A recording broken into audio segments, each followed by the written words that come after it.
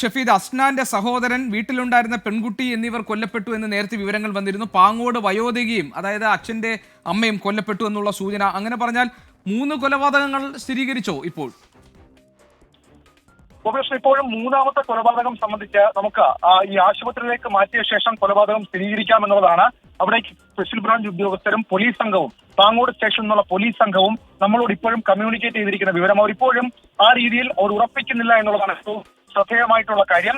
ഈ മരിച്ചവരെ ഗോകുലം ആശുപത്രിയിലേക്ക്, മരിച്ച രണ്ടുപേരെയും ഗോകുലം, അത് അസ്താന്റെ വീട്ടിലുണ്ടായിരുന്ന, പേരുമലയിലെ വീട്ടിലുണ്ടായിരുന്ന രണ്ടുപേരെ വെഞ്ഞാറമൂട് ഗോകുലം ആശുപത്രിയിലേക്ക് മാറ്റി. പക്ഷേ ഈ നമ്മുടെ ഈ പാങ്ങോടുള്ള ആളുമായി ആംബുലൻസ് ആശുപത്രിയിലേക്ക് തിരിച്ചിട്ടുണ്ട് എന്നുള്ള വിവരം അവസാനമായി പോലീസ് നമ്മളോട് പങ്കുവെക്കുന്നുണ്ട്. ഏതായാലും ആ മരണം ഒരു പക്ഷേ മൂന്നായി ഉയർന്നേക്കാം എന്നുള്ള സൂചനകൾ ഈ ഘട്ടത്തിൽ പുറത്തു വരുന്നുണ്ട്. ചുള്ളാളത്തെ സംഭവം, ചുള്ളാളത്ത് ഒരു പക്ഷേ പെൺകുട്ടിയുടെ വീടാകാം എന്നുള്ളതാണ് നമുക്ക് ലഭിക്കുന്ന സൂചന. അവിടെ കേന്ദ്രീകരിച്ചുകൊണ്ട് പോലീസിന്റെ അന്വേഷണം അത് നടക്കുകയാണ്. നാട്ടുകാരടക്കം കൂടുതൽ ആളുകൾ ഈ സംഭവ സ്ഥലത്തേക്ക് എത്തുന്നുണ്ട്. ഏതായാലും വലിയ നടുക്കമുണ്ടാക്കുന്ന. ഷഫീദ്, ഒരിക്കൽ കൂടി പറയുമോ, ആരൊക്കെയാണ് ഈ യുവാവ് ഇപ്പോൾ കൊലപ്പെടുത്തിയതായി നമുക്ക് ലഭിക്കുന്ന വിവരം? കാരണം നമുക്ക് ആദ്യം വന്നിരുന്ന വാർത്ത വെഞ്ഞാറമൂട് സഹോദരിയെ വെട്ടിക്കൊന്നു പേരുമലയിൽ എന്നതായിരുന്നു. പിന്നെ മാതാവിനെയും സഹോദരിയെയും വെട്ടിക്കൊന്നു എന്നതായിരുന്നു പിന്നീട് നമുക്ക് കിട്ടിയ ഒരു അപ്ഡേറ്റ്. അതിനുശേഷം മരണം 3 എന്നുള്ള സൂചനകൾ നേരത്തെ വന്നിരുന്നു. ഇപ്പോൾ ഏറ്റവും ഒടുവിൽ നമുക്ക് സ്ഥിരീകരിക്കാൻ കഴിയുന്ന മരണം എത്ര, ആരുടെയൊക്കെ കൊലപാതകമാണ് ഈ പ്രതി 23 വയസ്സുകാരൻ അഫ്നാൻ, ആരെയൊക്കെയാണ് കൊലപ്പെടുത്തിയിരിക്കുന്നത്?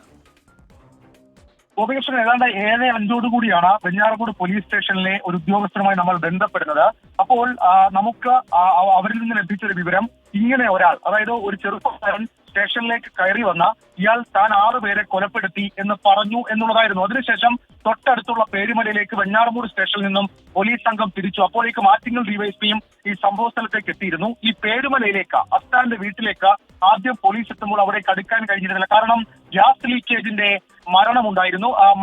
അതിനുശേഷം ഫയർഫോഴ്സ് എത്തിയ ശേഷം വീടിനകത്ത് കയറി പോലീസ് പരിശോധിച്ചപ്പോഴാണ് 2 പേരെ, ഒരു പെൺകുട്ടിയെയും ഒരാൺകുട്ടിയെയും വീട്ടിൽ കൊല്ലപ്പെട്ട നിലയിൽ കണ്ടെത്തുന്നത്. അത് ആദ്യം ഒരു സഹോദരി എന്നുള്ളതായിരുന്നു അസ്താൻ പറഞ്ഞ വിവരം. പക്ഷേ പിന്നീട് പോലീസ് അത് ക്രോസ് ചെക്ക് ചെയ്തപ്പോൾ സഹോദരി അല്ല, അസ്താൻ വിളിച്ചിറക്കിക്കൊണ്ടുവന്ന പെൺകുട്ടിയാകാം എന്നുള്ളതാണ് പോലീസിന്റെ നിഗമനം. മറ്റൊന്ന് അസ്താന്റെ സഹോദരനാണ്.